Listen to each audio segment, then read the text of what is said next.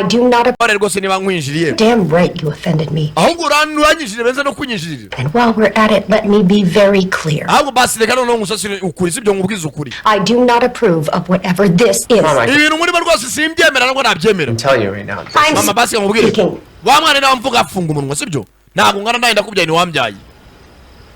Miss Kensington, my son may look like a man to you, but I assure you, he is just a boy. He's just a boy.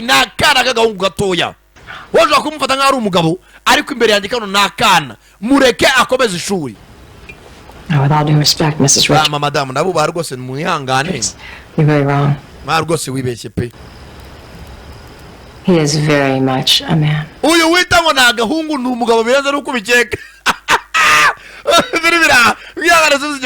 And my son may look like a man to you, but I assure you, he is just a boy. He's just a little boy. With all due respect, you're very wrong. You're very wrong. He is very much a man. He is very much a man. A man who is more than capable of making his own decisions. Don't you think it's about time you... Audacity astounds me. May very well be the same age as me, but you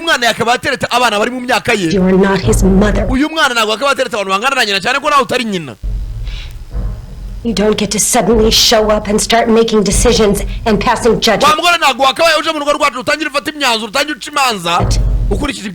Don't know you, Miss Kensington. But it seems to me that you are simply a lonely middle-aged woman who is out to satisfy you to drag my son into